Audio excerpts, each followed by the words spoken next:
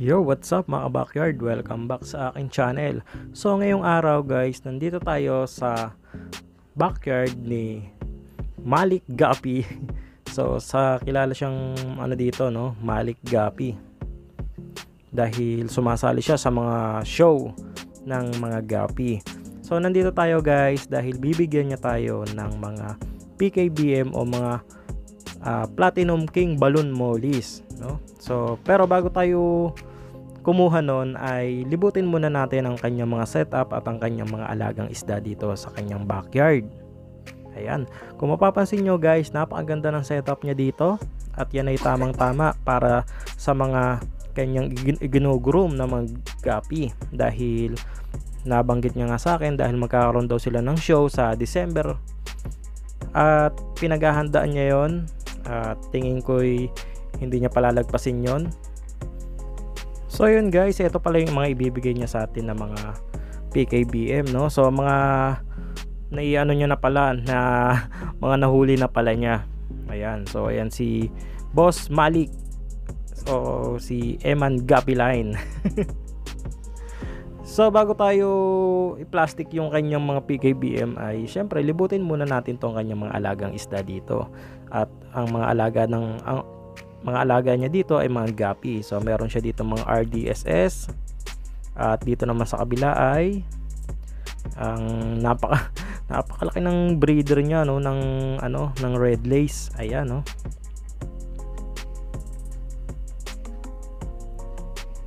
Ito yung kanyang mga breeder guys. Siya yung nagbebenta rin ng mga gapi. Pero ngayon kasi mga fry pa lang yung mga pambenta niya. So sa mga naggagapi dyan, pwede nyo siyang i-message. Lalagay ko sa aking ilalagay ko yung kanyang link sa description. So dito ay wala. At dito naman sa kabila ay meron siya ditong ABT Albino Blue Topaz. So napakaganda ng Albino Blue Topaz niya dito guys, kung makikita nyo talaga ng personal. Lalong lalo na yung kanyang female. Ayun yung nasa dulo guys. Tignan nyo naman yung kanyang female Parang parang buntot na ng male. Tapos meron naman siya ditong HB White. Ayan. Tapos dito naman sa kabila guys, nandito ang kanyang mga HB Blue. So kung maalala nyo guys, 'di ba meron ako ng HB Blue. So galing yung kay Boss Emma no. Kaya yung ating mga HB Blue doon ay mga magaganda. Tapos dito naman sa kabila guys, meron pa rin siya dito mga RDSS, mga breeder niya.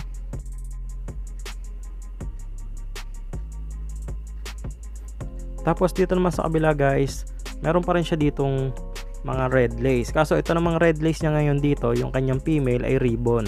So ang kagandahan naman nun ay ribbon jeans.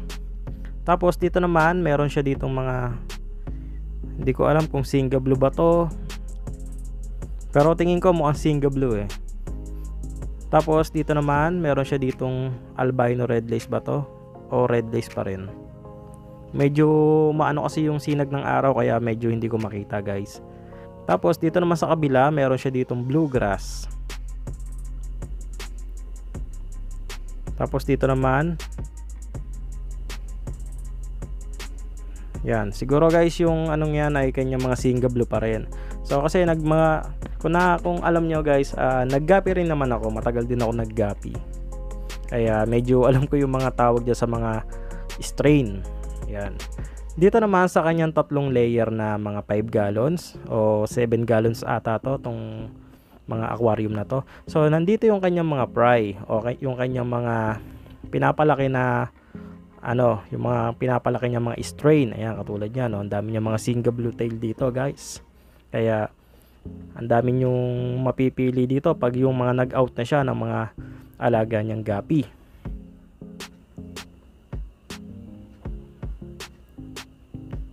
So dito naman sa kabila guys, hindi ko alam kung ano ba to, dahil hindi ko masyadong kasi medyo maliliit So siya lang yung makakapagsabi kung anong strain yan.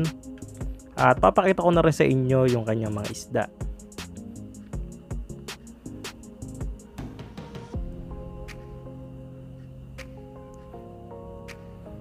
Dito naman sa gitna guys, nandito ang kanyang mga HBB. Ayan, mga HBB. So maliliit pa yung kanyang mga HBB. So kung matatanong nyo guys kung ano yung mga pinapakain niya dito sa kanyang mga alagang isda, so ang ginagamit niyang live foods guys ay mga BBS. Tapos syempre meron din siya mga commercial feeds. Ang ginagamit niya ay Max Flow. Yan, dito naman sa kabila yan, no? HBW.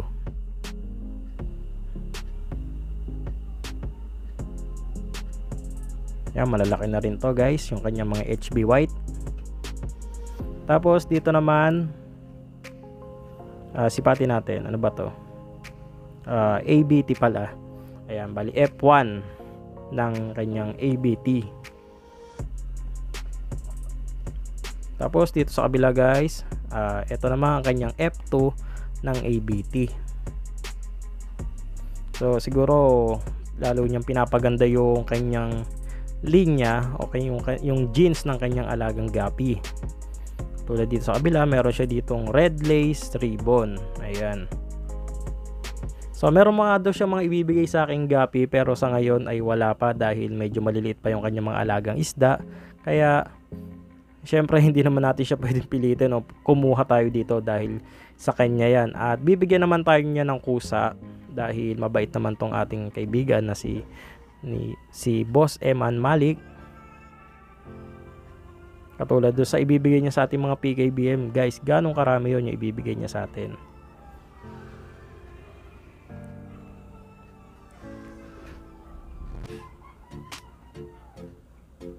So hindi ko na mapakita sa inyo, hindi ko na kung ano itong strain itong nasa taas dahil medyo tumatama kasi yung sinag ng araw, kaya ipapakita ko na lang sa inyo.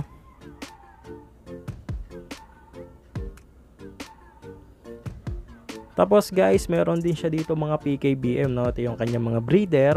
Ayan guys. So ito yung kanyang mga breeder ng PKBM dito guys. Ayan. Yung sa mga ibibigay niya sa atin, mga anak na yon, siguro 2 batch na ata yon guys. Kaya nagpapasalamat tayo kay Boss Eman. Tapos meron din siya ditong flower horn, no? Nagsosolong flower horn. Ayan. So punta tayo doon sa loob, Boss Eman. So dito sa loob guys, nandito ang kanyang grooming tank. So ito yung mga kanyang sinasali sa show o yung mga kinukondisyon. At kung mapapansin nyo guys kung ganong kaganda yung kanyang mga alaga dito, mga HB Blue. Ayan. So ito yung mga pangsalang niya, pwede niyang ipang breed, pwede niyang isali sa show, at pwede din niyang ibenta. Sa mga merong malalapit dyan o merong show na sasalihan, pwede niyong isali to o ipanglaban. So isa-isahin natin yung kanyang mga tinatago ditong mga HB Blue. Ayan, no?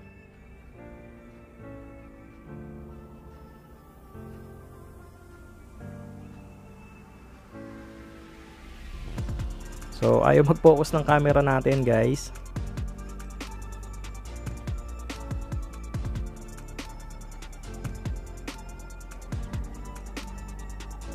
Mas maganda ang kulay niyan guys, lalo kung sa personal.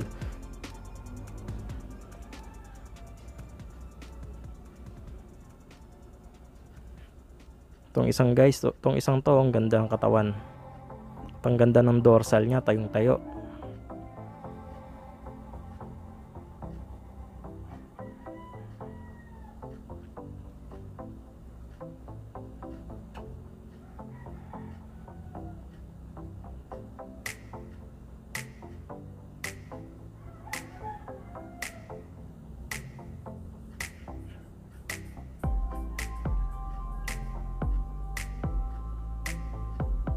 So yun guys, kung sa mga gusto diyang mga mag-cross ng kanilang mga HB Blue, baka meron kay HB Blue dyan, binebenta daw niya yan guys.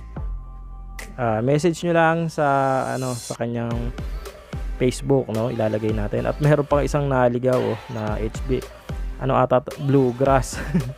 May naligaw na isa. At napakaganda ng dorsal guys, oh. Kita nyo naman kung ganong katayo yung dorsal niyan. So yun yung kanyang mga grooming tank dito sa loob ng kanyang mga aquarium. So ganyan yung setup niya. At itong mga aquarium na to ay 2.5 gallons guys. Ayan.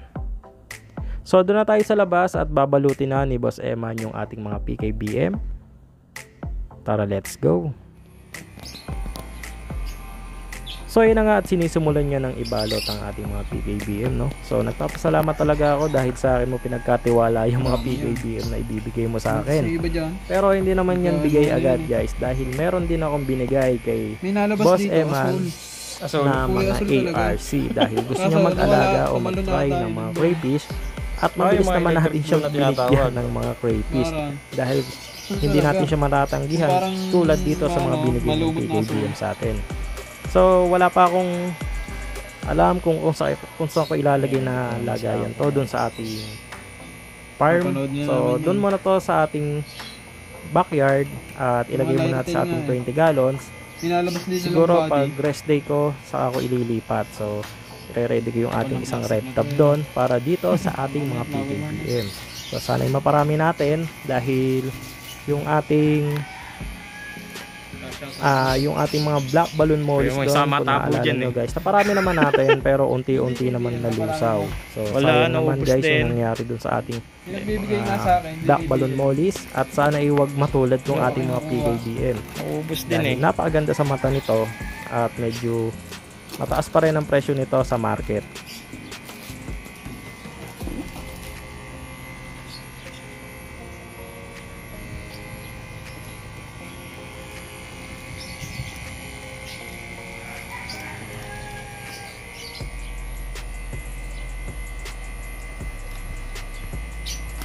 So yun nga guys, kung matatanong nyo, so napakadami niyang trophy dito guys. Justin. At hindi mo maipagkakait na napakaganda talaga ng mga linyahan ng mga gapi niya. So yun na nga guys, at tapos na nga balutin yung ating mga PKBM dito. So iuwi na natin to sa bahay guys at hindi na natin patatagalin to. At ako'y nagpapasalamat ulit kay Sir Eman Malik at dito sa kanyang mga PKBM. So maraming salamat Boss Eman. Sa susunod ulit at tayo bumalik na sa ating backyard. 1 eternity later. 5 minutes later. 1 hour later. 3 hours later. 24 hours later. 72 hours later. 2,000 years later. So yun guys, at napakahaba ng binyahe natin, no? So ngayon lang tayo nakarating sa ating backyard. So dito ko na nga sinalin yung ating mga PKBM na binigay sa atin ni Boss Eman. Dito sa muna yan sa ating 20 gallons. So sa pag-rest day ko guys, saka natin ililipat yan doon sa ating farm. Siguro hahatiin ko to dahil napakadami nito guys. Ibubukod ko yung mga malalaki at yung ibang maliliit ay ilalagay ko siguro doon sa ating tub. Meron pa tayo kasi dong mga storage box. So yun nga guys, no, ngayon lang tayo nagkaroon nitong mga PKBM na to, no. So yan ay meron daw diyan mga long body at short body. Tapos meron diyang round tail at lyre tail. At naglalabas nga daw yan ng mga lyre tail. So yun na nga guys, at hanggang dito muna ang ating video. Maraming salamat po sa mga hindi pa nakapag-subscribe. Baka naman. Peace out. Even when you feel low, you can still go. Even when you feel slow, you can still go. Even when there's no hope, you can still go. I never answer to no, man, I still go. Go, go.